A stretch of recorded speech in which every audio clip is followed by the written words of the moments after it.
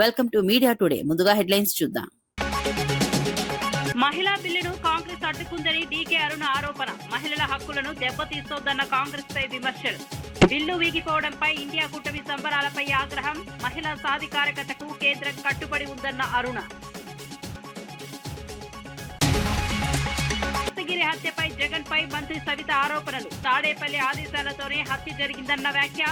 Real estate కోసం సొంత వారినే బలి అన్న ఆరోపణ. నిందితులను వదిలేది లేదన్న మంత్రి సవిత హెచ్చరిక.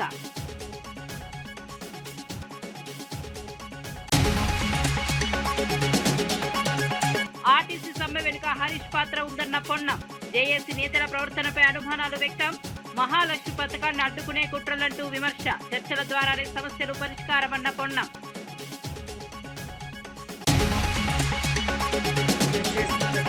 ఆర్టీసీ సమ్మె విధించాలని మంత్రి సీతక్క విజ్ఞప్తి. చర్చల ద్వారా సమస్యలు పరిష్కరించాలన్న సీతక్క. 32లో 29 డిమాండ్లకు అనుకూలమన్న ప్రభుత్వం. కార్మికులు సహకరించాలని సీతక్క పిలుపు. సమస్య పరిష్కారం అవుతుంది. మీరు తీసుకొచ్చినటువంటి వార్త వివరాల్లోకి వెళ్తే, మహిళా రిజర్వేషన్ బిల్లుపై కాంగ్రెస్ మరియు దాని మిత్రపక్షాల వైఖరిని ఎంపీ డీకే అరుణ తీవ్రంగా విమర్శించారు. మహిళలకు 33% రిజర్వేషన్ కల్పించాలన్న ప్రధాని మోదీ సంకల్పాన్ని ప్రతిపక్షాలు అడ్డుకున్నాయని అన్నారు. బిల్లు వీగిపోతే ఇండియా కూటమి సంబరాలు చేసుకోవడం సిగ్గుచేటని వ్యాఖ్యానించారు. తెలంగాణలో కాంగ్రెస్ ప్రభుత్వం మహిళలకు ఇచ్చిన హామీలను అమలు చేయలేదని విమర్శించారు. మహాలక్ష్మి పథకం కింద ఆర్థిక సాయం, స్కూటీల పంపిణీ ఏమైందని ప్రశ్నించారు. నియోజకవర్గాల పునర్విభజనతో తెలంగాణలో పార్లమెంటు స్థానాలు పెరిగే అవకాశం ఉందని తెలిపారు. అభివృద్ధి కార్యక్రమాలపై తప్పుడు ప్రచారం జరుగుతోందని, తాను అభివృద్ధికి వ్యతిరేకం కాదని స్పష్టం చేశారు. మహిళల సాధికారత కోసం కేంద్ర ప్రభుత్వం కట్టుబడి ఉందని పేర్కొన్నారు.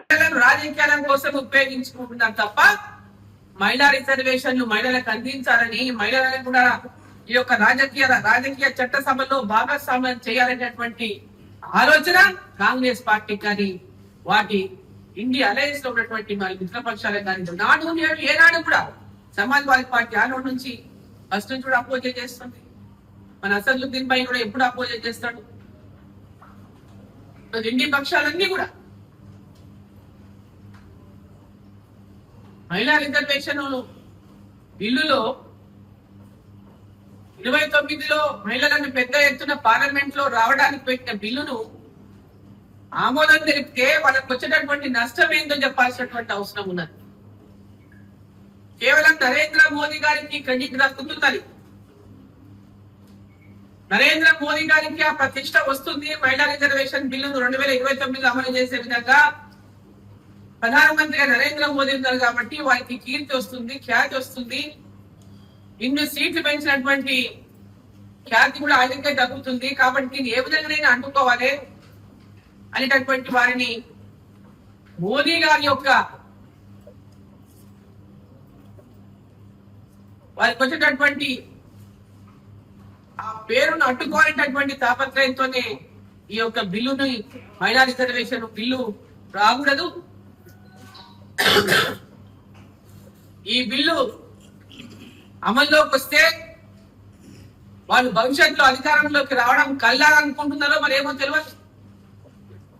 ఎందుకు అంత పెద్ద ఎత్తున వాళ్ళకి అభద్రతా భావం ఉందో తెలియదు. కాళేశ్వరం ప్రాజెక్ట్ కేసులో హైకోర్టు ఇచ్చిన తీర్పుపై ఎంపీ చావల్ కిరణ్ కుమార్ రెడ్డి స్పందించారు. ఇది కేవలం సాంకేతిక అంశాలపై వచ్చిన స్టే మాత్రమేనని తెలిపారు.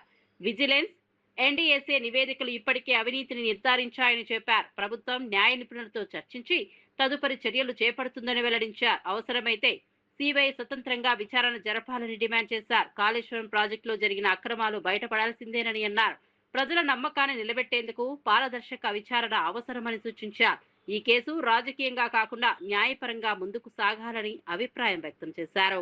ఏం చర్యలు తీసుకుంటుందో ఫర్దర్ అనేది తెలియజేస్తారు.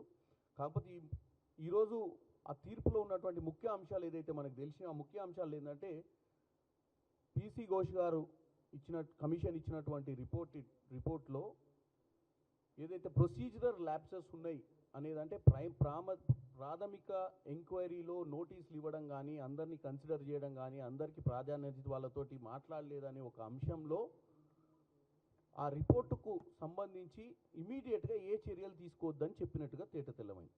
అంటే అర్థమైంది, రిపోర్ట్ మొత్తాన్ని తప్పు పట్టలే హైకోర్టు, కానీ రిపోర్ట్లో ఉన్నటువంటి చిన్న చిన్న ల్యాప్సెస్ని వీళ్ళు ఏదైతే ఆర్గ్యూ చేసిరో దాని మీద హైకోర్టు స్పందించినట్టుగా మనకు అనిపిస్తుంది.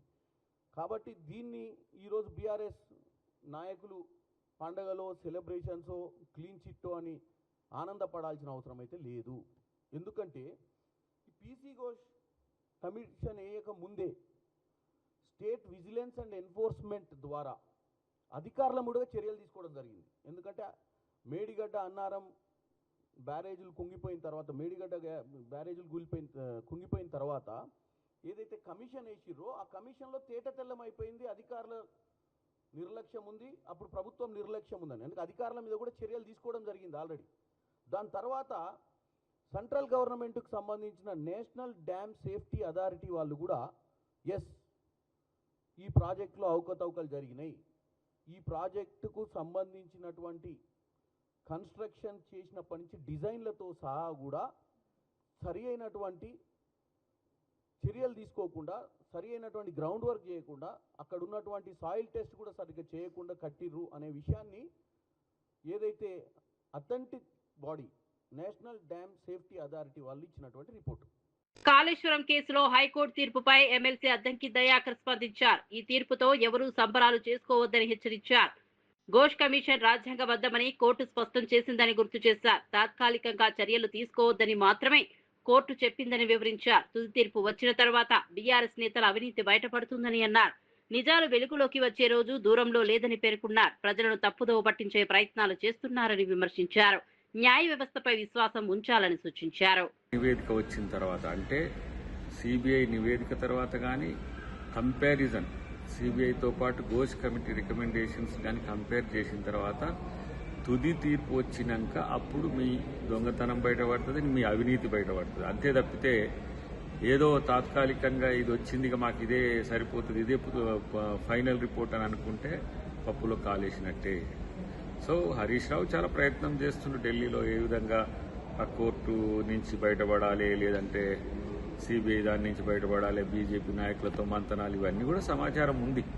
కాబట్టి అవినీతి చేసి తప్పు చేసి తప్పించుకుంటామనే ఆలోచనను బంద్ చేయండి. ఎప్పటికైనా అది బయటపడేది. కాళేశ్వరం కూలింది వాస్తవమే, అన్నిటికంటే ముఖ్యంగా మీరే ఒప్పుకున్నారు.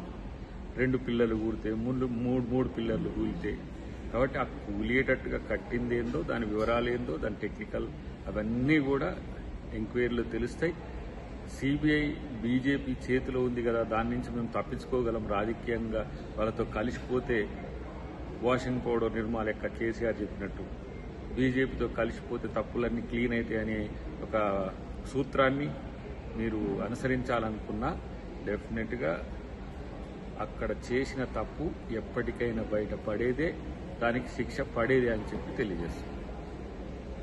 ఆర్టీసీ కార్మికుల సమ్మెపై మాజీ మంత్రి జగదీష్ రెడ్డి తీవ్ర విమర్శలు చేశారు. ప్రభుత్వం పథకం ప్రకారం సమస్యలు పరిష్కరించకుండా సమ్మెకు దారి తీసిందని ఆరోపించారు. రేవంత్ రెడ్డి ప్రభుత్వం ఆర్టీసీని సంక్షోభంలోకి నెట్టిందన్నారు. గత 2.5 ఏళ్లలో 10,000 మంది ఉద్యోగులు రిటైర్ అయినా ఒక్క నియామకం జరగలేదని చెప్పారు. దీంతో ఉన్న ఉద్యోగులపై భారం పెరిగిందని తెలిపారు. రోజువారీ కూలీల కంటే అధ్వాన పరిస్థితుల్లో కార్మికులు ఉన్నారని అన్నారు. కార్మికుల న్యాయమైన డిమాండ్లను వెంటనే నెరవేర్చాలని డిమాండ్ చేశారు. ప్రభుత్వం స్పందించకపోతే పోరాటం మరింత ఉధృతమవుతుందని హెచ్చరించారు.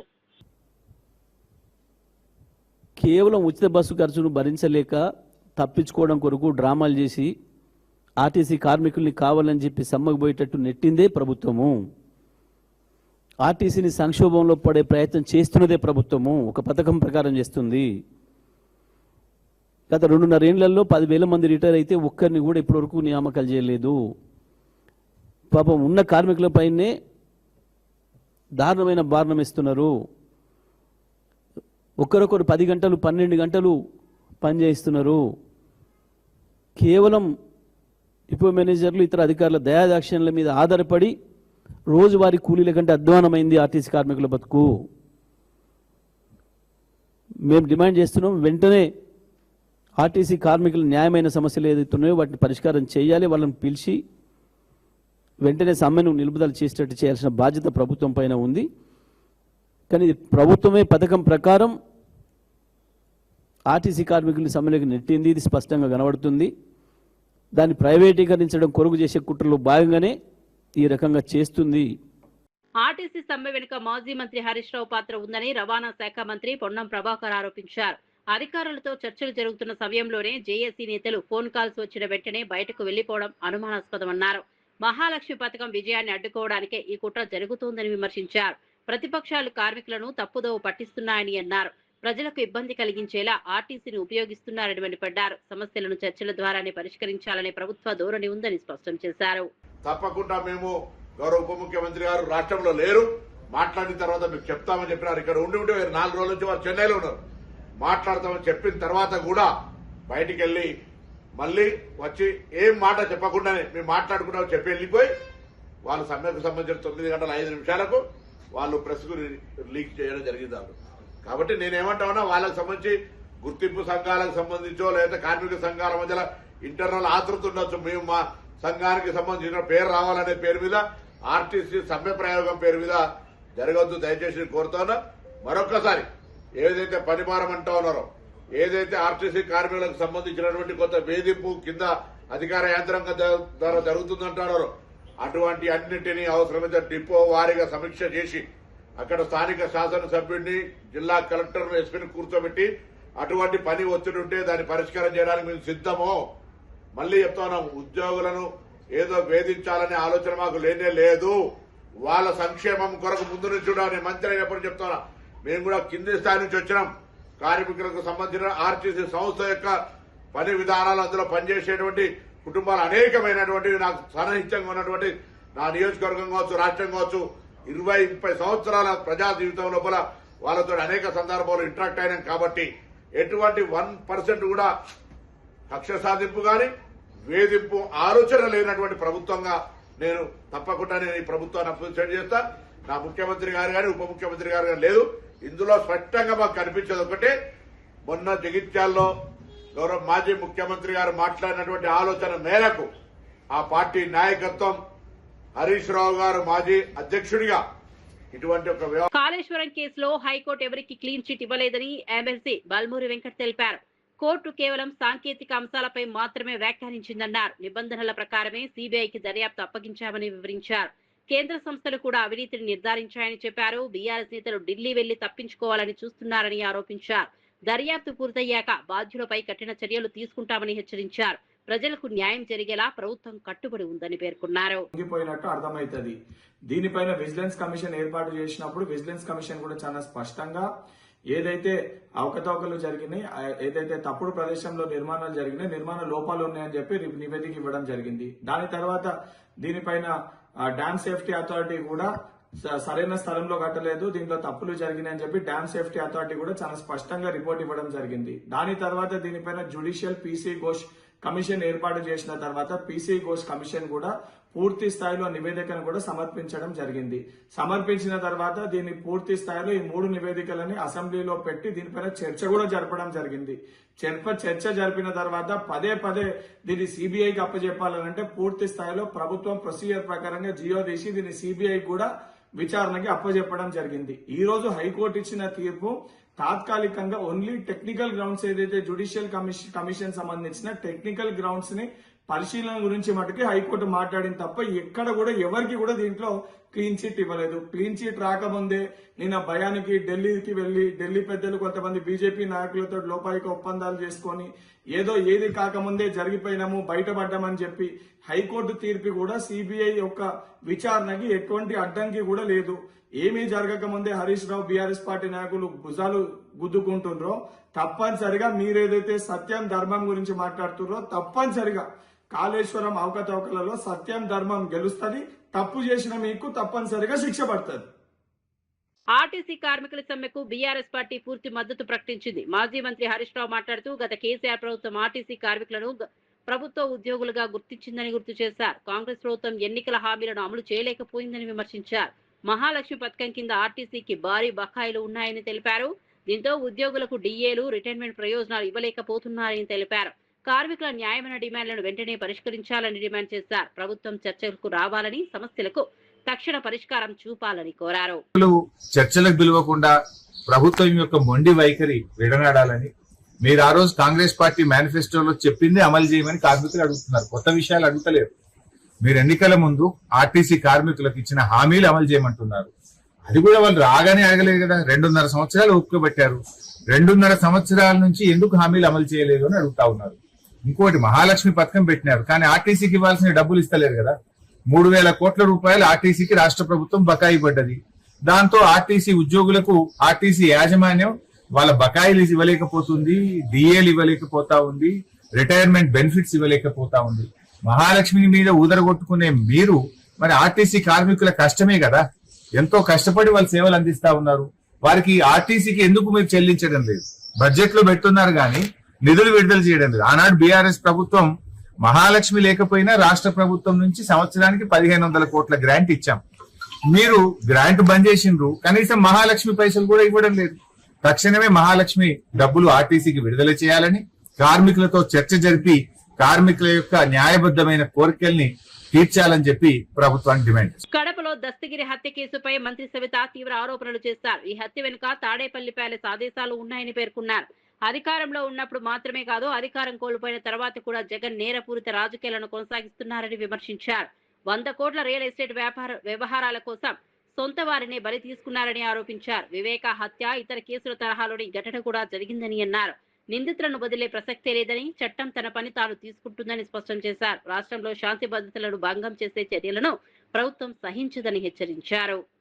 మరి పెద్ద దస్తగిరి నిన్నటి రోజున జగన్మోహన్ రెడ్డి పదవి కోసం, ఆయన అక్రమ ఆస్తుల కోసం ఎవరినైనా బలి తీసుకుంటాడనే విషయం మనందరికీ తెలుసు. గతంలో తండ్రి శవం పెట్టుకొని శవ రాజకీయాల కుర్చీ కోసం సంతకాలు పెట్టించుకున్న వ్యక్తి, మరి ఎలక్షన్లో తను ముఖ్యమంత్రి కావాలి, ఇంకత్యంతరం లేదు అని చెప్పి సొంత బాబాయిని గొడ్డలతో రపర్రపా నరకటం, మరి ఆ గొడ్డల పోటుని గుండుపోటుగా చిత్రీకరించటం, అదేవిధంగా మరి మన డ్రైవర్ సుబ్రహ్మణ్యం ఎమ్మెల్సీ డ్రైవర్ ఒక దళిత బిడ్డని ఏ విధంగా డోర్ డెలివరీ చేశాడో చూసాం. అంతేకాకుండా మరి మరో బీసీ బిడ్డ అమర్నాథ్ గౌడ్, ఇలాంటి బీసీ బిడ్డలు, దళిత బిడ్డలు, మరి దళితులు ఏ విధంగా బలైపోయారో చేసాం. ఆయన కారు కిందే మరి సింగయ్య, దళిత వ్యక్తి సింగయ్య ఏ విధంగా బలైపోయాడో మనం చూసాం. మరొక బీసీ వ్యక్తి మరి దస్తగిరి మరి కుర్చీ కోసం, అధికారం కోసం దౌర్జన్యాలు చేయటం, వారిని రెచ్చగొట్టి తప్పుడు మీద తప్పులు చేయిస్తూ ఈరోజు మరో దస్తగిరి బలైపోయాడన్న విషయం మీకు అందరికీ తెలియజేస్తున్నాం.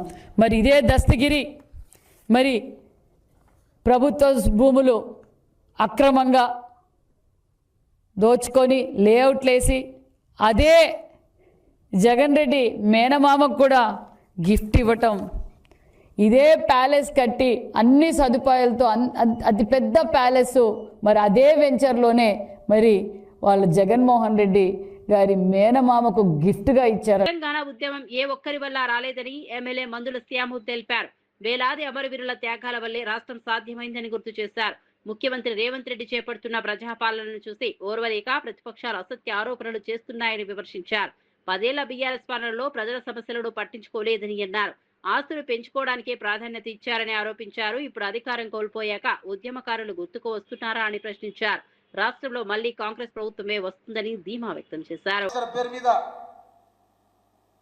కాళేశ్వరం పేరు మీద మీరు చేసిన వ్యవహారం అంతా ప్రజలకు తెలిసిపోయింది. ఇవాళ కేసీఆర్, ఇవాళ హరీష్ రావు గారు ముఖ్యమంత్రి గారి మీద మాట్లాడుతూ ఉన్నాడు. కాళేశ్వర తీర్పు మాకు వ్యతిరేకంగా వస్తుందేమో అని చెప్పి మేము ఆయన వకీలం పెట్టుకున్నాము, ఢిల్లీ పోయినామని చెప్తా ఉన్నారు. ఎందుకు ఆ పరిస్థితి వచ్చింది మీకు? అధికారం 10 సంవత్సరాలు మీ చేతుల అధికారం పెడితే మీరు చేసింది ఏంటిది? దానికోసం మాట్లాడకుండా సీఎం గారి మీద మాట్లాడతారు.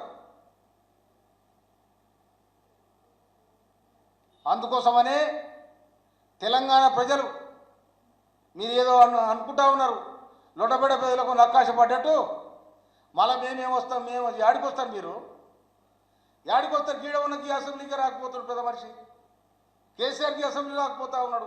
నిన్న పోయి బదిలాడి పోయి ఆ సిరిసిల్ల కాడ పాప జీవం లేని జీవరెడ్డికి ఇది జీవం వహించారు.